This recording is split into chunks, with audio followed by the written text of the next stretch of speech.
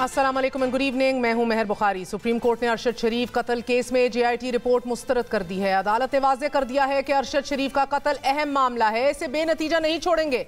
Supreme court में chief justice की सरबराही में 5 रुकनी बेंच ने आज अरशद शरीफ खुद नोटिस केस की समाअत की। अदालत के इस्तफसार पर डिप्टी अटॉर्नी जनरल ने बताया कि फॉरेन ऑफिस और JIT की रिपोर्ट्स अदालत में जमा करवा दी हैं। अटॉर्नी जनरल ने अदालत को बताया कि JIT ने अपनी तहकीकात के हवाले से अबूरी राय दी है, तफ्तीश अभी जारी है। केन्या में CID अफसरान से हमारे अफसरान ने मुलाकात की है। इस मौके पर जस्टिस मज़ाहिर अकबर नकवी ने JIT सरबराह से इस्तफसार किया कि शवाहिद आपको मिले हैं, आप हाँ या ना में बताइए। JIT सरबराह ने अदालत को बताया कि हमें केन्या से शवाहिद नहीं मिले। इस पर चीफ जस्टिस उमर अता बंदयाल ने रिमार्क्स दिए कि केन्या ने पहले ताउन की यकीन दहानी करवाई, बाद में ऐसा क्या हुआ कि केन्या ने ताउन नहीं किया। चीफ जस्टिस हुक्म दिया कि दफ्तर खारजा इस बात का खोज लगाए और रियासत को आगाह करे। चीफ जस्टिस ने सवाल उठाया कि अरशद शरीफ कत्ल केस की फैक्ट फाइंडिंग रिपोर्ट कैसे लीक हुई, जिसने भी लीक की हमें पता करके बताया जाए। चीफ जस्टिस ने JIT सरबराह से सवाल किया कि वो कौन सी ऐसी एजेंसियां हैं कि जो हमारी मदद कर सके। इस पर JIT सरबराह ने कहा कि अरशद शरीफ का iPhone और iPad हमारे हवाले नहीं किया गया, कोई ऐसा मवाद नहीं मिला कि जिससे किसी नतीजे पर पहुंच सके।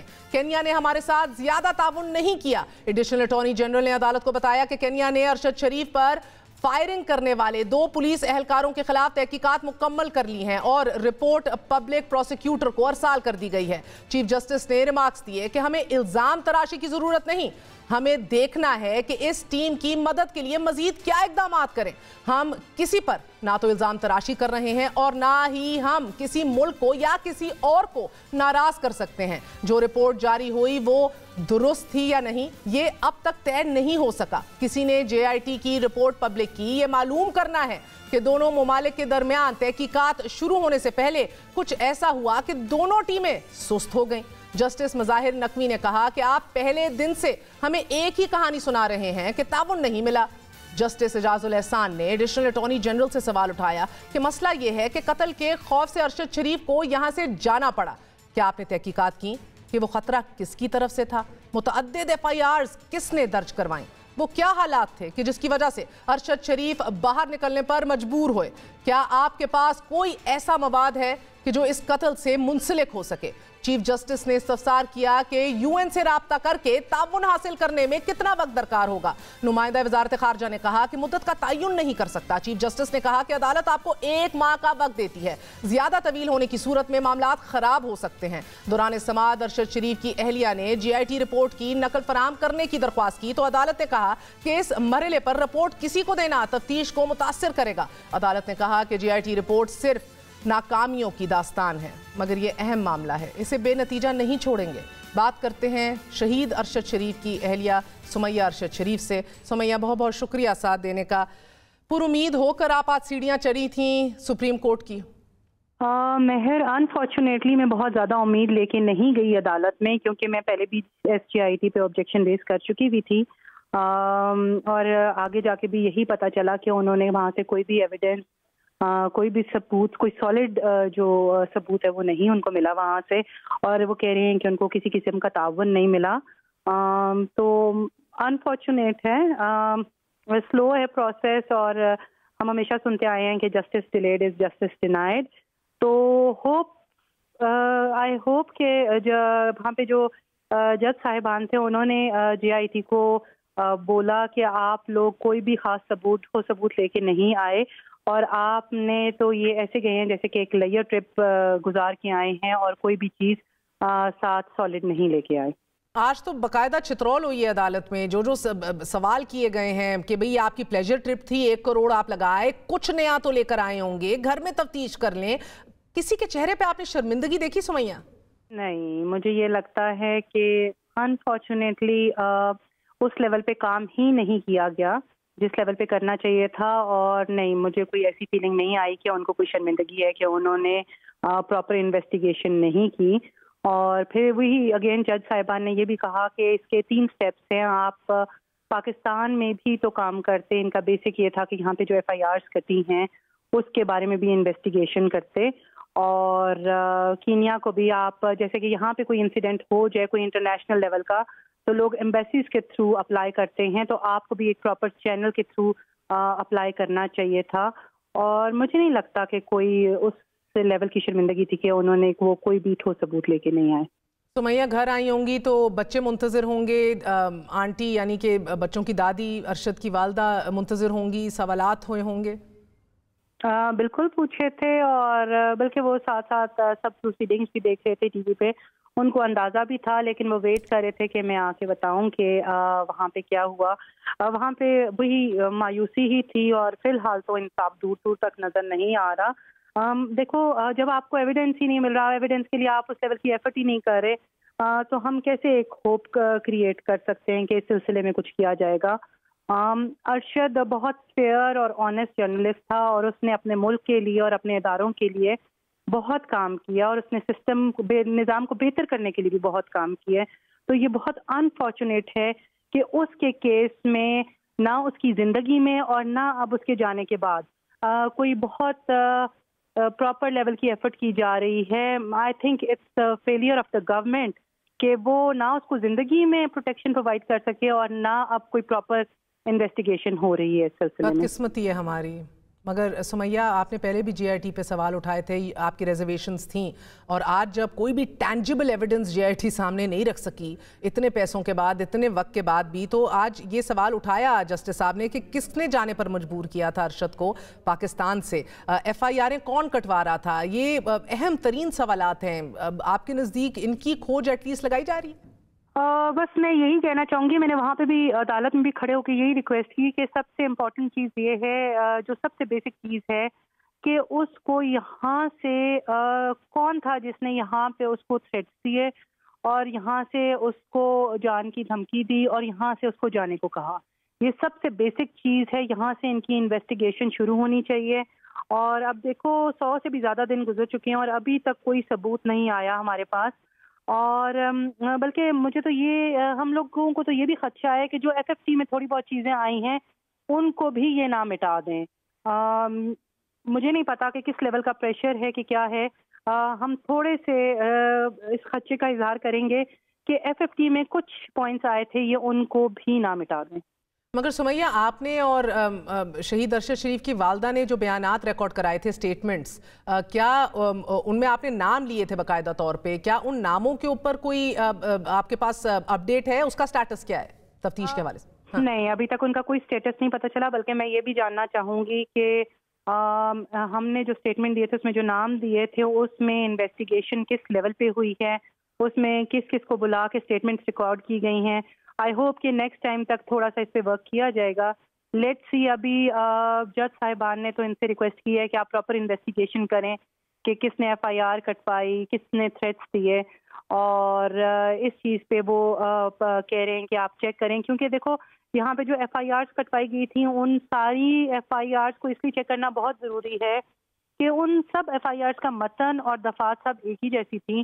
اور اس میں یہی لکھا ہوا تھا کہ جیسے کوئی ہوٹل میں چائے پی رہا ہے اور اس کو ارشد پہ غصہ آ گیا اور اس نے ایف آئی آر کٹوا دی.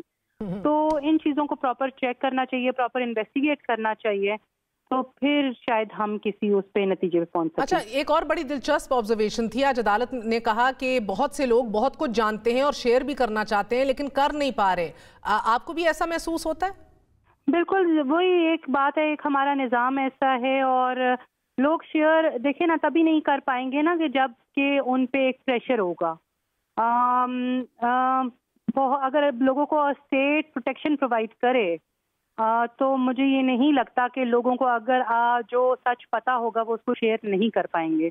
یہ اسٹیٹ کا کام ہے کہ وہ لوگوں کو پروٹیکشن پرووائڈ کریں تاکہ لوگ سچ بات بتا سکیں اور ہمارے ملک کا نظام بہتر ہو سکے اور ارشد کو انصاف مل سکے.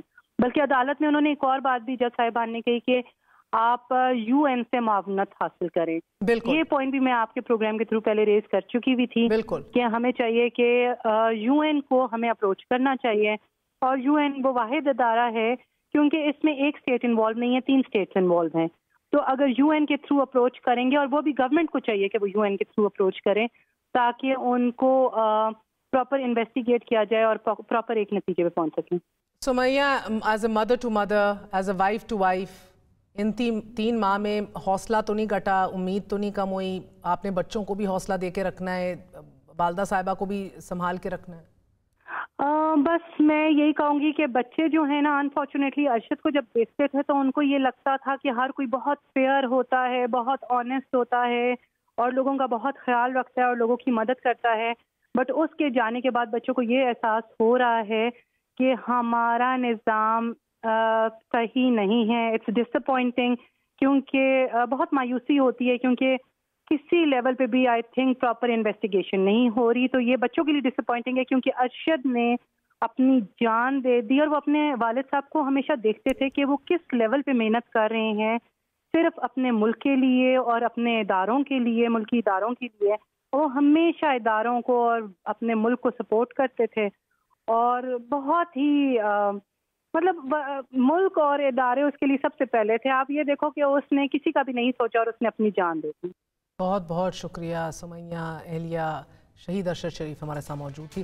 المیہ ہے, بدقسمتی ہے ہماری, 100 دن گزر چکے ہیں, 3 مہینے گزر چکے ہیں. معروف صحافی, a journalist unlike none other, his murder remains a mystery. ایک چھوٹا سا وقفہ, وقفے کے بعد آپ کو بتائیں گے کہ اکانومی میں تو نہیں لیکن سیاست کے اندر ٹریڈ ڈیفیسٹ نہیں رہا. ہماری جو کنسپیرسیز ہیں اب وہ ہماری ایکسپورٹ زیادہ ہو رہی ہیں, امپورٹ کم ہو رہی ہیں. بات کریں گے وقفے کے بعد.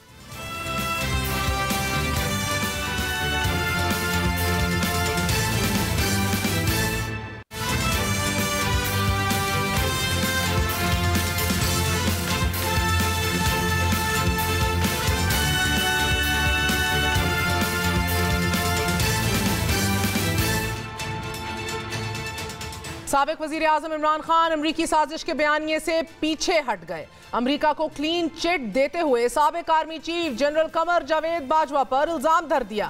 وائس آف امریکہ کو دیے گئے انٹرویو میں عمران خان نے کہا ہے کہ ان کی حکومت کو گھر بھیجنے کا منصوبہ امریکہ سے امپورٹ نہیں ہوا, یہ منصوبہ پاکستان سے امریکہ ایکسپورٹ ہوا ہے. Whatever happened now, I mean, as things unfold, it wasn't the US who told the Pakistan. It was, unfortunately, from what now evidence has come out, it was General Bajwa who actually somehow managed to tell the Americans that I was anti-American. And so it wasn't imported from there, it was exported from here to there. حکومت برطرفی کے بعد عمران خان کا بیانیہ یہی رہا ہے کہ ان کی حکومت کو رجیم چینج کے ذریعے امریکی سازش سے ختم کیا گیا. اسلام آباد کے جلسے میں عمران خان نے امریکی خط لہرا کر اسے امریکی سازش قرار دیا تھا. لکھ کے ہمیں دھمکی دی گئی ہے, میں الزامات نہیں لگا رہا, میرے پاس جو یہ خط ہے یہ ثبوت ہے. وائس آف امریکہ کو انٹرویو میں ایک طرف خان صاحب حکومت گرانے کی سازش کا ذمہ دار جنرل ریٹائرڈ قمر جاوید باجوہ کو قرار دے رہے ہیں. امپورٹ سازش اب ایکسپورٹ سازش ٹھہر گئی ہے اور ساتھ ہی یہ بھی اعتراف کر رہے ہیں کہ سائفر ایک حقیقت ہے. Well, the cipher is real, and this was brought to the National Security Council and our cabinet, the minutes of the meeting. Having said that, it's in the past. We have to move on. امریکی سازش کا بیانیہ بنانے اور پھر اس سے پیچھے ہٹ جانے والے عمران خان پہل تو امریکہ کا نام لینے سے بھی کترا رہے تھے. 8 مارچ کو یا اس سے پہلے 7 مارچ کو ہمیں ایک امریکہ نے ایک باہر سے ملک نے, میں نام مطلب میرا کہ کسی اور باہر سے ملک سے ہمیں میسج آتی ہے. مگر پھر عمران خان عوامی جلسوں میں امریکی سازش کا بیانیہ بیان کرنے لگے. ایک بہت بڑی بین الاقوامی سازش ہوئی ہے. امریکہ سے جو سازش شروع ہوئی تھی یہ وہ 1970 کا پاکستان نہیں جب امریکنوں نے سازش کر کے ذوالفقار علی بھٹو کو ہٹایا تھا. امریکہ سازش کر کے ان چوروں کو اوپر بٹھاتے ہیں جو امریکہ سے سازش کر کے ہمارے پہ بیٹھے ہیں. سوال پوچھتے ہیں اپنے نیوٹرل سے, کیا ان کا کام نہیں تھا کہ اس مداخلت کے خلاف پوری کوشش کرتے؟ ثابت ہو گیا کہ یہ باہر سے پوری سازش تھی. حکومت جانے کے چند دن بعد عمران خان نے اس امریکی سازش میں اس وقت کی اپوزیشن اور صحافیوں کو بھی شامل کر دیا. عمران خان صاحب نے الزام عائد کیا کہ اپوزیشن اور کچھ صحافیوں کی امریکی سفارت خانے میں ملاقاتیں ہوئیں. ہمیں پتا چلا کہ امریکی سفارت خانے میں انہوں نے اپوزیشن کے لوگوں سے ملنا شروع کیا, جو لوٹا ہوئے تھے ان سے بھی ملاقاتیں کرنی شروع کر دی. وہ کئی صحافی جو خاص طور پہ سازش میں ملوث تھے وہ بھی امریکی میں ایمبسی میں اور سفارت خانے میں ان کی بھی میٹنگز ہونی شروع ہو گئی. ایک صحافی نے مجھے 3 مہینے پہلے بتایا, کہتا آپ کو پتا ہے کہ ہمارے اوپر बड़ा पैसा खर्च हो रहा है, तो साजिश तो पहले से हो रही थी। और फिर अमरीकी साजिश के इस बयानिए का रुख साबिक आर्मी चीफ की तरफ मुड़ गया। इमरान खान ने हुकूमत गिराने की जिम्मेदारी जनरल रिटायर्ड कमर जावेद बाजवा पर डालते हुए बयानिया बनाया कि जब यह साजिश हो रही थी तो वो न्यूट्रल क्यों रहे, साजिश रोकने की जिम्मेदारी उन पर थी। अल्लाह ने हमें इजाजत ही नहीं दी कि हम न्यूट्रल हो जाएं। यहाँ के मीर जाफर और मीर सादिक उसमें शिरकत करते हैं। अगर घर के ऊपर डाका पड़े तो क्या चौकीदार न्यूट्रल हो सकता है? न्यूट्रल सिर्फ जानवर होते हैं। पूछेगा अल्लाह आपसे, आप ये नहीं कह सकेंगे नहीं जी मैं तो न्यूट्रल हूँ। मीर जाफर, मीर सादिक और जानवर होने के इल्जामात के साथ इमरान खान का बयानिया जोर पकड़ गया, मगर अमरीकी साजिश के नारे से सिर्फ खेलना ही मकसूद रह गया। अच्छा, अब हमने सिर्फ खेलना, नाम नहीं लेना नहीं ना, बस सिर्फ खेलना है इसके ऊपर कि ये डेट पहले से थी, आज नई जो चीज आएगी ना। हुकूमत खत्म होने के 7 माह बाद तक इमरान खान का एंटी अमेरिकन और एंटी एस्टैब्लिशमेंट बयानिया बदस्तूर जारी रहा, मगर फिर नवंबर 2022 में इमरान खान ने फाइनेंशियल टाइम्स को इंटरव्यू में अमरीकी साजिश के बयानिए से कदम पीछे खींच लिए। As far as I'm concerned, it's over. You know, it's behind me. So, US is not to be blamed in the sense US might have had a desire. They thought I was, I don't know what upset them. Frankly, I don't know whether were they not used to a prime minister who just wanted to have an independent foreign policy. So, answer is that's behind me. As I said, I mean, every country wants to have good relationship with the US. Mine, I can just add with a good relationship, a dignified relationship. नवंबर से फरवरी के इन 3 माह में अब इमरान खान अमरीकी साजिश के बयानिए से कुल्ली तौर पर पीछे हट चुके हैं और अब उनकी तोपों का रुख सिर्फ और सिर्फ सुपर किंग यानी कि साबिक आर्मी चीफ की जात है। एक आदमी को इतनी ज्यादा ताकत मिली कि उसके सामने कोई कुछ नहीं कह सकता था, मगर तंकीद मुझ पर होती रही। बकौल इमरान खान साहब, तमाम अच्छे फैसलों का क्रेडिट जनरल बाजवा ने खुद ले लिया और खराबी हमारे खाते में डाल दी। सुपर किंग था, सबके ऊपर बैठा हुआ था। बाजवा साहब ने फैसला कर लिया कि एहतसाब नहीं होगा तो एहतसाब नहीं हो सकता। पंचिंग बैग तो मैं था, पावर वो लेके बैठे थे। उनके फेवरेट शहबाज शरीफ था। आप शहबाज शरीफ को कुछ नहीं कर सकते थे। उसको फैसला किया हुआ था कि प्राइम मिनिस्टर बनाना, और फैसला काफी पहले का हो गया था। आज जिधर पाकिस्तान खड़ा है, जिम्मेदार तो वो आदमी है जिसने ये फैसला किया कि अब गवर्नमेंट गिरानी है। इमरान बड़ा खतरनाक है, कोई पूछने वाला नहीं है, कोई इंक्वायरी नहीं होगी कि किस तरह फैसला किया। फैसला ठीक हो गया तो क्रेडिट ले लिया, मैंने ये कर दिया। जब गलत हुआ तो जिम्मेदार इमरान खान था। साबिक आर्मी चीफ को तमाम मसाइल का जिम्मेदार करार देते इमरान खान साहब जब इक्तदार में थे तो उनके नजदीक सब सेम पेज पर था। फौज हुकूमत का ही मातहत इदारा था और इसका हुकूमत की पुश पर खड़ा होना ऐन आईनी था। तब तो आज का सुपर किंग कमाल का जमहूरियत पसंद and the most democratic general ever ठहरा था। जनरल बाजवा है, ये सबसे ज्यादा न्यूट्रल और प्रो डेमोक्रेटिक जनरल है मेरे ख्याल में। We have an excellent relationship. It is the most harmonious relationship, complete coordination. We work together. The military completely stands with all the democratic government's policies. Everywhere the military stands with us. मैं prime minister, हमारी party, हमारी फौज, सारे इदारे एक page पे खड़े हैं। ये माजी के इमरान खान थे, मगर अब इमरान खान का मौकफ 100 दर्जे रुख बदल चुका है। अब उनके नजदीक फौज बतौर इदारा नहीं बल्कि एक ताकतवर शख्स करता धरता है। Military means one man, the army chief. So the whole policy of military vis-a-vis their dealing with the civilian government depends on the personality of one man. साबिक वजीर आजम इमरान खान ने जनरल रिटायर्ड कमर जावेद बाजवा के जावेद चौधरी को दिए गए बयान को भी बुनियाद बनाया कि जिसमें कहा गया कि हमारी रीडिंग थी, ये लोग मुल्क के लिए खतरनाक हैं, ये रहे तो मुल्क नहीं रहेगा। और अब इमरान खान साहब ने इस बयान को जवाब बनाकर हुकूमत गिराने की साजिश का मुकम्मल जिम्मेदारी साबिक आर्मी चीफ को ठहरा दी है और इस मंसूबे को एक्सपोर्ट मंसूबा करार दे दिया है। इसका सीधा साधा मतलब यह भी हुआ कि मौजूदा हुकूमत को इंपोर्टेड हुकूमत की बजाय अब एक्सपोर्टेड हुकूमत कहा जाए। बदलते बयानियों की इस जंग में मगर मुस्लिम लीग नून का वोट को इज्जत दो का बयानिया भी दम तोड़ चुका है। गुज़िश्ता दिनों कैप्टन सफदर ने नून लीग के जनरल बाजवा को तौसीह देने के इकदाम को तनकीद का निशाना बनाया और इसे वोट को इज्जत दो बयानिए की तदफीन करार दिया। ووٹ کو اس دن بے عزت کر دیا جس دن ہم نے اپنا ووٹ باجوہ کو ایکسٹینشن کے لیے دے دیا. اب یہ نظریہ نہیں چلے گا ووٹ کو عزت ہو. ہم نے دفنا دیا اس نعرے کو. اس میں ہر وہ مسلم لیگ کا بندہ جس نے بھی ووٹ دیا وہ مجرم ہے ووٹ کو عزت دو کے نعرے کا. بیانیوں کی اس جنگ میں عمران خان جنرل ریٹائرڈ باجوہ پر برس رہے ہیں تو مریم نواز نے عدلیہ پر سوال اٹھا دیے ہیں اور عدلیہ کو عمران خان کا فیسیلیٹیٹر قرار دے دیا ہے. ساتھ ہی جنرل فیض کو آڑے ہاتھوں لے رکھا ہے. مریم نواز نے انکشاف کیا ہے کہ اگر نون لیگ جنرل راحیل شریف کو توسیع دیتی تو نہ اقامہ ہوتا اور نہ پینما. اس کا مطلب یہ ہوا کہ مریم نواز نے نواز شریف کی تاحیات نااہلی کا الزام بھی جنرل باجوہ پر عائد کر دیا ہے. ان بیانیوں پر کھڑی کی جانے والی تمام تر سیاست میں اب معاملہ غداری کے بڑھتے فتووں کا ہے.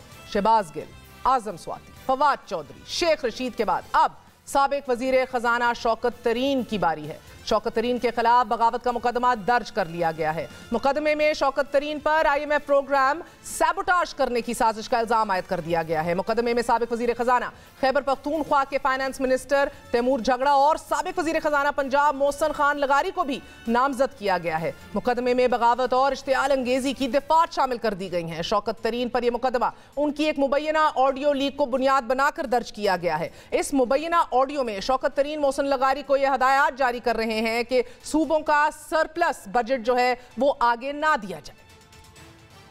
وہ فلڈ سے پہلے تھی. اب فلڈ پہ ہمیں بہت پیسے خرچ کرنا پڑیں گے تو اس لیے ہم آپ کو یہ بتا رہے ہیں ابھی سے کہ we will not be able to honour our commitment. بالکل یہی لکھنا ہے آپ نے اور کچھ نہیں کرنا. تو وہ جو ہے نا دیٹس آل وی وانٹ کہ وہ ان کے اوپر جو پریشر پڑے اس سالوں کے اوپر. تیمور بھی ابھی 1 گھنٹے میں کر کے بھیج رہا ہے مجھے. آپ بھی ذرا اس کو کہیں مجھے بھیج دیں اور پھر ہم اس کو ظاہر ہے اس کو ریلیز بھی کر دیں گے. IMF کے جو ریپرزینٹیٹیوز ہیں ان کو بھی کر دیں گے. اس سے سر ایک چیز اس سے ہماری اسٹیٹ کو تو نقصان نہیں ہوگا سر. میں پاکستان ایز اے اسٹیٹ سفر بیکاز آف دس. دیکھو یہ تو ضرور ہوگا کہ نا کہ IMF کہے گا کہ جی عجیب پیسے کدھر سے پورے کریں گے. بات کرتے ہیں تحریک انصاف کی سینئر رہنما ملیکہ بخاری صاحبہ سے. بخاری صاحبہ بہت بہت شکریہ ساتھ دینے کا. پہلے تو فرمائے دیجئے گا یہ کون سا نیا ایویڈنس ہے جو منظر عام پر آیا ہے جس سے عمران خان صاحب نے یہ اخذ کر لیا ہے کہ یہ سازش امپورٹ نہیں ہوئی بلکہ ایکسپورٹ ہوئی ہے؟ جی دیکھیں مہر، پہلی بات تو یہ ہے کہ یہاں پر آپ نے اپنے انٹرو میں بتایا کہ پاکستان تحریک انصاف کا جو بیانیہ ہے وہ تبدیلی اختیار کر گیا ہے. شاید ہم اپنے اصولی موقف جو ہے جس کے اندر ہم نے یہ موقف اپنایا تھا کہ پاکستان کے اندرونی معاملات کے اندر مداخلت اور سازش ہوئی ہے، ہم شاید اس موقف سے پھر گئے ہیں. یہ ہرگز درست نہیں ہے. دیکھیں چیزیں منظر عام پر آئی ہیں. سابق وزیر اعظم کے پاس معلومات ہیں جس کی بنیاد کے اوپر وہ یہ کہہ رہے ہیں کہ سائفر ایک حقیقت ہے. سابق وزیر اعظم کو پاکستان کے منتخب وزیر اعظم کو غیر آئینی طور پر ایوان سے ان کے منصب سے ہٹایا گیا، یہ بھی ایک حقیقت ہے.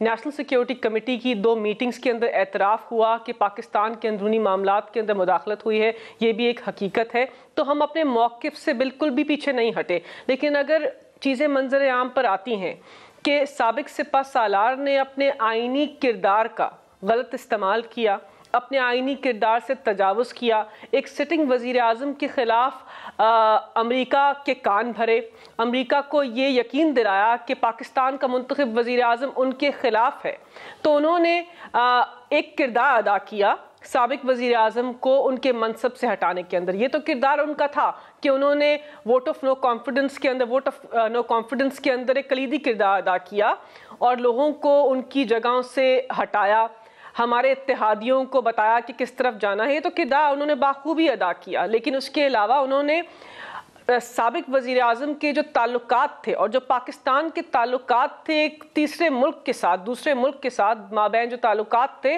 اس کے اندر بھی ایک غلط کردار ادا کیا. تو ہمارا موقف وہی ہے. اس کے اندر ایک چیز اور منظر عام پر آ گئی ہے اور جیسے جیسے یہ وقت آگے گزر رہا ہے بہت ساری چیزیں عیاں ہو رہی ہیں، بہت ساری چیزیں منظر عام پر آ گئی ہیں اور یہ ان کا استحقاق ہے سابق وزیر اعظم کا اور پاکستان کی سب سے بڑی جمہوری جماعت کے قائد کا کہ جیسے چیزیں منظر عام پر آتی ہیں اور جو معلومات ان کے پاس ہیں ان کو پاکستان کی عوام کے سامنے لے کر آئیں تاکہ حقائق کھل کر عوام کے سامنے آئیں کہ پاکستان کی تاریخ کے اندر کیا سیاہ دور تھا، کہ پاکستان کی سب سے بڑی جمہوری جماعت کے قائد کو عددی اکثریت والی جماعت کو اقلیت میں تبدیل کیا گیا. بالکل تحقیقات ہونی چاہیے، مگر پہلے تو آپ لوگ فیصلہ کر لیجئے کہ ڈونلڈ لو مجرم ہے یا آپ کے مجرم باجوہ صاحب ہیں. پہلے تو یہ فیصلہ کر لیں، اور اس کے تئیں بیچ میں تو بہت سے محسن لغاری سے لے کے صحافیوں سے لے کے بہت سے اور مورے آتے ہیں. ڈونلڈ لو تو فقط آج سمجھ آ رہی ہے کہ ایک مورا تھا. یعنی کہ جب آپ کہتے ہیں کہ تمام تر ایکسپورٹ ہوئی سازش، کیا تب وزیر اعظم یہ جانتے نہیں تھے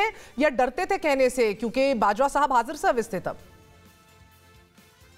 نہیں، حاضر سروس ہونے کی بات نہیں. عمران خان صاحب اصولی موقف جب انہوں نے اصولی موقف تب لیا جب ان کی حکومت خطرے میں تھی. بہت ساری باتیں ان کو کہی گئیں، بہت ساری چیزیں ان کو کہا کہ آپ کریں ان کے اپنے فیصلوں کے خلاف. لیکن عمران خان صاحب نے کبھی بھی بلیک میل یا بلی نہیں ہوئے، یہ ان کی شخصیت کے اندر شامل نہیں ہے. لیکن بات یہ ہے کہ اس کہانی کے بہت سارے کردار ہیں. یہ تو آپ بھی جانتی ہیں کہ جو کہانی گڑھی گئی ہے، جو بہت ساری چیزیں منظر عام پر آئی ہیں، جو ایک بہت بڑی سازش عمران خان صاحب کے خلاف ہوئی ہے، جو عددی اکثریت رکھنے والی جماعت کو تبدیل کیا گیا ہے، یہ ایسے نہیں ہوا. کون ہے یہ سمجھنا چاہ رہی نا بخاری صاحبہ. یا تو امریکہ نے فیصلہ کر لیا تھا جو آپ ہمیں پہلے 4 ماہ سمجھاتے آئے اور باور کرواتے آئے کہ فیصلہ ادھر سے ہو گیا تھا، رشیا کے اوپر اور یوکرین وار میں اپوزیشن نہ لینے کی وجہ سے فیصلہ ادھر سے ہو گیا تھا، اور اس کے بعد ایوری تھنگ فیل انٹو پلیس. اب نومبر 29 کے بعد آپ لوگ ہمیں بتا رہے ہیں، ایک تو باجوہ صاحب کا نام منظر عام پر لینا شروع کر دیا ان کی ریٹائرمنٹ کے بعد خان صاحب نے، اور اس کے بعد اب بتا رہے ہیں کہ فیصلہ اور سازش ادھر نہیں ہوئی تھی، ادھر سے ادھر نہیں آئی تھی، ادھر ہوئی تھی اور ادھر سے ادھر گئی تھی، اور مورِ تصدیق ثبت کی گئی تھی اور پھر اس کو ایگزیکیوٹ کیا گیا تھا. Am I right؟ نہیں دیکھیں، پتہ نہیں اتنا معمہ کیوں آپ کو لگ رہا ہے. جیسے ہی چیزیں منظر عام پر آتی ہیں ان کو حقائق کیا منظر عام پر آیا ہے، حقائق عوام کے سامنے. دیکھیں، ایک پوری چیز جس کے بارے میں سابق وزیر اعظم نے اور پاکستان تحریک انصاف کے رہنماؤں نے بات کی ہے کہ ہمارے دور حکومت کے اندر حقانی صاحب کو ہائر کیا گیا، وہاں پر لابینگ ہوئی منظم طریقے سے. ہمارے دور حکومت کے اندر پاکستان تحریک انصاف کی حکومت کے پیسوں کے ذریعے ایک سٹنگ وزیر اعظم کے خلاف وہاں پر ایک منظم مہم چلائی گئی. یہ ہمارا ایک موقف ہے، اور سابق وزیر اعظم نے، پاکستان تحریک انصاف کے دیگر وزراء نے، ہمارے سابق عوامی نمائندوں نے اس کے بارے میں برملا بات کی ہے. تو چیزیں جیسے ہی منظر عام پر آتی ہیں، حقائق سامنے آتے ہیں، تو پھر ہی اسی کے بارے میں بات ہوتی ہے. لیکن اصولی موقف تو رہا نا کہ ایک دوسرے ملک سے احکامات لے کر آپ نے ایک ایٹمی قوت رکھنے والے 7 لاکھ افواج والے 22 کروڑ عوام کے ملک کے وزیر اعظم کو کسی کے کہنے کے اوپر اس کے منصب سے ہٹایا. آپ نے پاکستان کے اندرونی معاملات کے اندر کسی دوسرے ملک نے مداخلت کی. یہ سازش ایک سٹنگ وزیر اعظم کے خلاف ہوئی. یہ حقائق جوں کہ توں ہیں. کیا سائفر کی حقائق سے ہم پھر گئے؟ بالکل نہیں پھرے. لیکن اگر ایک اور چیز منظر عام پر آئی ہے اور اس کی وہ ایک اور چیز کیا ہے یہ کوئی نہیں بتا رہا، مگر ملیکہ بخاری صاحبہ ایبسولوٹلی ناٹ کا نعرہ آپ نے ہر گھر میں عام کر دیا. آپ نے یہ جذبہ ایسا اینٹی امریکنزم کو تقویت بخشتے ہوئے اپنی پاپولزم کو بھی ہوا بخشی کہ ایبسولوٹلی ناٹ گاڑیوں سے لے کے لوگوں کے گھروں سے لے کے بچے ماں باپ کو ایبسولوٹلی ناٹ کہنا شروع ہو گئے. اتنا عام کر دیا ایبسولوٹلی ناٹ اینٹی امریکنزم، اور آج بتا رہے ہیں کہ فائنینشل ٹائمز کو اٹ از بیہائنڈ می، اور اب بتا رہے ہیں کہ جی یہ سارا منصوبہ تو ادھر گڑا گیا تھا. نہیں مہر، یہ بات نہیں. دیکھیں، پاکستان تحریک انصاف یا سابق وزیر اعظم، پاکستان کی سب سے بڑی جمہوری جماعت کے قائد کبھی بھی اینٹی امریکن نہیں تھے. ہم پرو پاکستان ہیں. ہم نے ہمیشہ پاکستان کی خودداری کی بات کی ہے، پاکستان کی عوام کی حاکمیت کی بات کی ہے، پاکستان کی عوام کے حق کے اندر جو فیصلے ہیں ان کی بات کی ہے. تو پاکستان کی خودداری کا نعرہ بلند کرنا اینٹی امریکن کیسے ہو گیا؟ ہم پرو پاکستان ہیں. ہم کہتے ہیں کہ ہم وہ چیزیں کریں گے جو ہمارے ملک اور ہماری قوم کے حق میں ہوں گی، اور ساتھ ساتھ ہم غلامی کی طرز کے اوپر کسی بھی ملک کے ساتھ، چاہے وہ کتنا بڑا کیوں نہ ہو، چاہے وہ سپر پاور کیوں نہ ہو، غلامی کی طرز کے اوپر کسی بھی ملک کے ساتھ دو طرفہ تعلقات کے امور کو آگے نہیں بڑھائیں گے. یہ ہمارا موقف ہے. ہم انڈیپینڈنٹ آزاد خارجہ امور میں یقین رکھتے ہیں. پاکستان نے اپنی قوم اور اپنے ملک کے حق کے اندر فیصلے کرنے ہیں. ہم نے کسی تیسرے ملک یا کسی دوسرے ملک کی قوم اور ان کے ملک کی ترجیحات پر فیصلے نہیں کرنے. It's not anti-American, it is pro-Pakistan. Absolutely not. No बल्कि मैं कहूंगी एब्सोल्युटली राइट। मगर बुखारी साहिबा मेरा सवाल सुन लीजिए, रुक जाइए मेहर, सुन लीजिए ना मेहर, देखें आप एब्सोल्युटली नॉट को दोहरा रही हैं। एब्सोल्युटली नॉट टू गुलामी, गुलामी नामंजूर है, पाकिस्तान की आवाम की खुददारी सफ़े अव्वल है। तो पहले गुलामी, तो पहले मुझे बताइए को कह रहे हैं। ठीक है, मैं समझ गई, ठीक है। अब मुझे ये भी बताइएगा, क्योंकि अब ये गुलामी की एक और तशरीह भी दी है, एक तो बैरूनी ताकतों की गुलामी नहीं करनी, क्या इधर कुछ इदारों की गुलामी से भी आप लोग इनकारी हैं? ये भी साबिक वज़ीर आज़म ने कहा कि पूरा इदारा मिलिट्री जो है वो एक शख्स का नाम है, एक बंदा, एक शख्स होता है जो हु कॉल्स द शॉट्स, तो उसको भी एब्सोल्युटली नॉट कह रहे हैं, किसी इदारे की गुलामी को भी? देखिए मेहर, पाकिस्तान जैसे जमहूरी निज़ाम के अंदर डॉक्ट्रिन ऑफ ट्राइकोटमी ऑफ पावर्स है, आइन के अंदर दर्ज है। उसमें हर आइनी इदारे के हुकूमत वक्त के अदलिया के जो उनकी बाउंड्रीज हैं, जो उनका इस्तेहकाक है, जो उनके इख्तियारात हैं, जो उनका दायरेकार है, वो दर्ज है। तो हुकूमत में रहते हुए आप ये भूल गए थे? जमहूरी जमात जो है, हुकूमत में रहते हुए दायराकार और ट्राइकोटमी ऑफ पावर्स आप लोग भूल गए थे? मैं इसलिए हमेशा बात की, हमेशा बात की दायराकार की, ट्राइकोटमी ऑफ पावर्स की, आइन और कानून की बालादस्ती की, बुखारी साहिबा नहीं की। मुझे मौका दीजिए, मैंने अभी नहीं मैं आपको, मेरा तज्जिया नहीं है ये, मैं बुखारी साहब मेरा सवाल सुनिए। मैंने अभी इब्तदाइये में दिखाया है कि biggest Democrat general Bajwa, biggest same page right now in Pakistan, biggest service to Pakistan, this military। ये मेरा तज्जिया नहीं है, ये वजीर आजम के दावे थे जब वो वजीर आजम थे, तो ये मेरा तज्जिया नहीं है। मगर सेकेंडली सर, मैं आपको 10 साल पुराने एक सुपरमैन, वो तो आज सुपरमैन कह रहे हैं ना कि ये बाजवा साहब सुपरमैन थे, he was a सुपरमैन, मगर सुपर किंग जो 10 साल पहले जिस सुपर किंग का मैंने इंटरव्यू किया था और वो कितना आजाद और क्लियर था अपने ख्यालात में, जरा मुलाहिजा कीजिए। आप आ जाएंगे तो सारे भाग जाएंगे पीछे, वो इनकला पूरा हो जाएगा। अगर तहरीक इंसाफ की गवर्नमेंट आई, ये मैं कभी आपके सामने एक्सक्यूज नहीं करूंगा जी मैं बेबस हूं, लेकिन फौज जी कुछ करने दे रही, ये तो कोई बहाना नहीं है। अगर फौज नहीं करने जा रही, मैं इनकॉम्पिटेंट हूं, इसका मतलब मैं डिजर्व ही नहीं करता प्राइम मिनिस्टर। तो वो था सुपर किंग जो कहता था मैं कभी नहीं कहूंगा कि मैं बेबस हूं और मुझे हुकूमत नहीं करने दी, मतलब है कि मैं डिजर्व ही नहीं करता था। और आज यही इमरान खान कह रहे हैं मैं बेबस था, मुझे पंचिंग बैग बनाया, तमाम तर क्रेडिट अच्छे कामों का लेते रहे, 60% सारे फैसले उन्हीं के होते थे।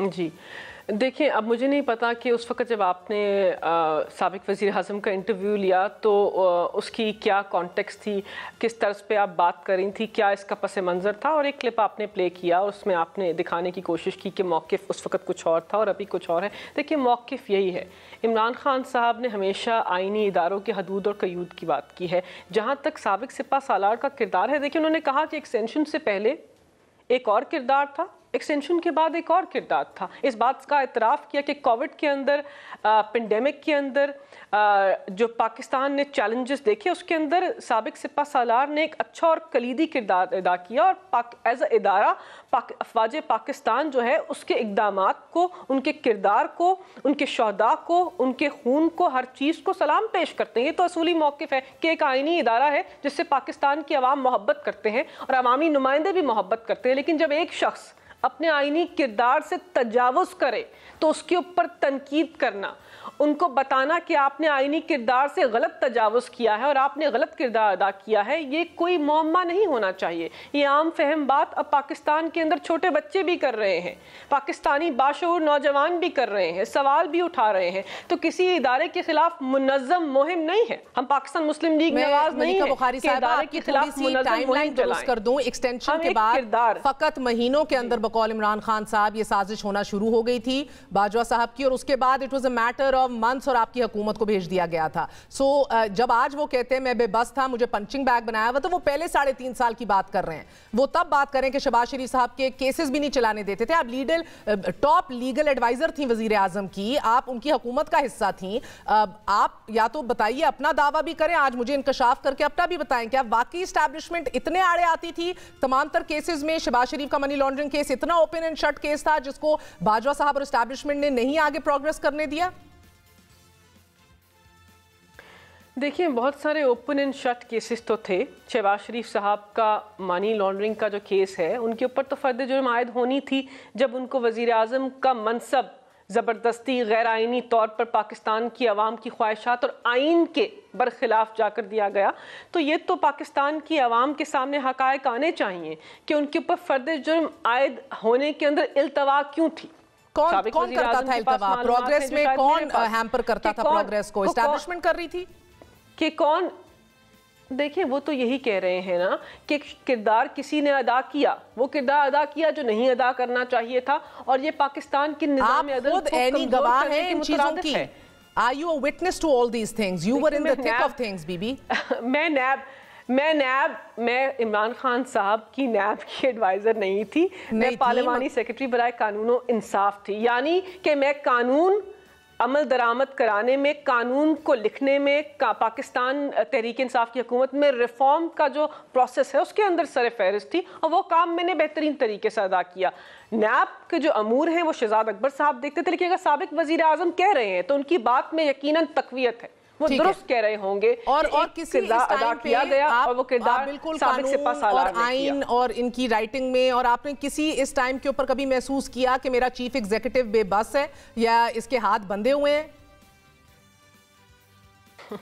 دیکھیں عمران خان صاحب ایک با اختیار شخص ہیں، لیکن بہت ساری چیزیں بند کمروں میں ہوئی ہوں گی وزیر اعظم ہاؤس کے اندر جس کی معلومات پاکستان تحریک انصاف کے ہر ایم این اے کے پاس یا پارلیمانی سیکرٹری کے پاس نہیں تھی، لیکن اگر منظر عام پر آئی ہیں تو اچھا ہے کہ پاکستان کی تاریخ بھی درست ہو جائے، بتا دیا جائے کہ کہاں پہ کیا کیا ہوا، اور پاکستان کی عوام کو باور کر دیا جائے۔ تو بہت ٹھیک کر رہے ہیں سابق وزیر اعظم کہ جیسے چیزیں عیاں ہو رہی ہیں اور جیسے وہ کہنا چاہتے ہیں پاکستان کی عوام کو حقائق بتا رہے ہیں، انہوں نے فیصلہ کرنا ہے کہ کون صحیح ہے اور کون غلط ہے، یہ تو پاکستان کی عوام نے فیصلہ کرنا ہے۔ آپ نے اور میں نے یہاں بیٹھ کر ٹاک شو میں فیصلہ نہیں کرنا، انہوں نے انتخاب کرنا ہے۔ اگر وہ ہمارے بیانیے سے یا ہماری باتوں میں تقویت محسوس نہیں کرتے تو پاکستان تحریک انصاف کو مسترد کر دیں گے۔ اگر ہمارے بیانیے اور ہماری باتوں میں تقویت اور سچائی ہے اور ان کو بھی یہ محسوس ہوتا ہے، اور جو پاکستان کی تاریخ کو وہ سامنے رکھتے ہیں ان کو یہ محسوس ہوتا ہے کہ ہم درست بات کر رہے ہیں، تو انشاءاللہ انتخاب ہمارا ہی ہوگا۔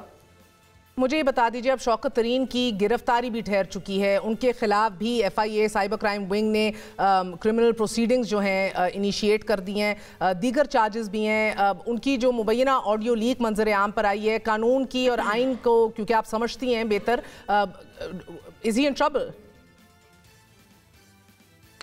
دیکھیں مہر، میرا ہمیشہ یہ موقف رہا ہے پچھلے 10 مہینوں میں، اور اب تو بہت زیادہ یہ تقویت حاصل کر گیا ہے کہ پاکستان تحریک انصاف ایک جمہوری نظام سے ایک آمریت میں تبدیل ہو گیا ہے۔ ایک تسلسل ہے محب وطن پاکستانیوں کو غدار ڈکلیئر کروانے کا، ایک ایک کر کر پاکستان تحریک انصاف کے عوامی نمائندوں کو، ان لوگوں کو جو عمران خان کے قریب ہیں، جو کلیدی کردار ادا کر رہے ہیں، ان کو غدار ڈکلیئر کروا رہی ہے یہ فسطائیت سے بھری حکومت۔ اگر کوئی ٹیکسٹ بک کیس ہو کہ آپ نے سیڈیشن لا کا کس طرح غلط استعمال کرنا ہے، تو ان 10 مہینوں کے سیاہ دور کو اٹھا کر دیکھ لیجئے، ان کے اوپر الزامات کیا لگائے ہیں۔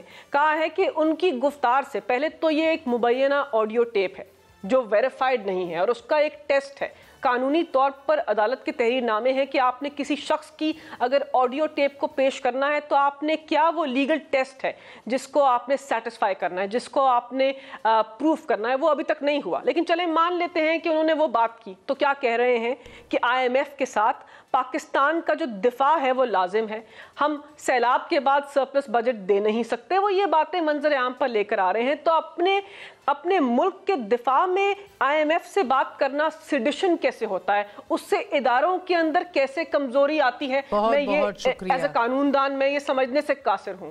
بہت بہت شکریہ۔ ملیکہ بخاری ہمارے ساتھ موجود تھیں۔ ناظرین، آپ نے گفتگو سنی ریاست کو نقصان پہنچانے کے الزام پر اب شوکت ترین کے خلاف دائرہ تنگ ہوتا چلا جا رہا ہے۔ حکومت نے ایف آئی اے کو شوکت ترین کو گرفتار کرنے کی اجازت دے دی ہے۔ پی ٹی آئی کے خلاف تنگ ہوتے حالات میں مگر 90 روز میں الیکشن کا مطالبہ پورے زوروں پر ہے۔ صدر مملکت کے الیکشن کمیشن کو لکھے گئے خط کے بعد لاہور ہائی کورٹ نے بھی 90 روز میں انتخابات کا حکم جاری کیا ہے، اور آج الیکشن کمیشن نے اس حوالے سے اجلاس میں یہ فیصلہ کیا ہے کہ گورنر پنجاب سے ملاقات کی جائے۔ الیکشن کمیشن نے گورنر سے کل ملاقات کے لیے وقت مانگا ہے۔ کل کا دن انتہائی اہم ہے۔ ایک وقفہ لیتے ہیں، وقفے کے بعد حاضر ہوں گے۔ اسٹے ود اس۔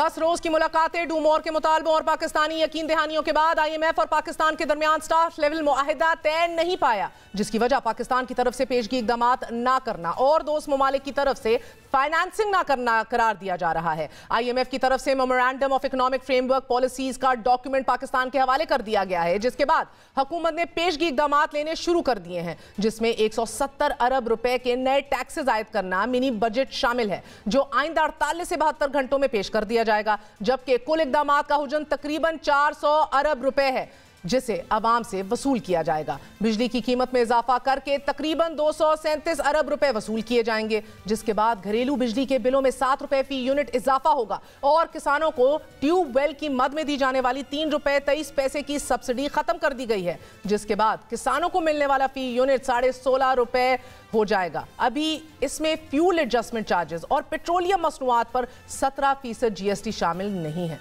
हमारे जराये के मुताबिक इन अमूर पर अभी भी दोनों फ्रीकैन में इख्तलाफ बरकरार है। पाकिस्तान 7 रुपए 91 पैसे 4 किस्तों में बढ़ाने पर राजी है, जिसके बाद बेस टैरिफ फी यूनिट 15 रुपए 28 पैसे से बढ़कर 23 रुपए 39 पैसे हो जाएगा। देखते हैं कि IMF राजी होता है या नहीं, लेकिन आज ही ECC इजलास में गैस की कीमत 1 जनवरी से बढ़ाने की मंजूरी ले ली गई है, जिसके बाद गैस की कीमत 16 से 124% तक इजाफा हो जाएगा। साथ ही बिजली की कीमत में इजाफे और सब्सिडी प्लान के खात्मे का प्लान भी काबीना से मंजूर करवा लिया गया है, जिसमें पावर होल्डिंग लेवी की मद में 3 रुपए 82 पैसे अवाम से वसूल किए जाएंगे, जिसके बाद घरेलू सारिफीन के लिए फी यूनिट की कीमत 31 रुपए हो जाएगी। नाज़रीन, हुकूमत की तरफ से पेशगी इक़दामात पर अमल दरामद शुरू कर दिया गया है, लेकिन आज ही IMF और पाकिस्तान के दरमियान वर्चुअल मुज़ाकरात भी शुरू हो गए हैं। टिल व्हाट एंड ये हम यकीन से नहीं कह सकते, जिनमें टैक्स इक़दामात को हतमी शक्ल दी जाएगी। सादा अल्फाज में अभी तक ना मुआहिदा हुआ है, ना ही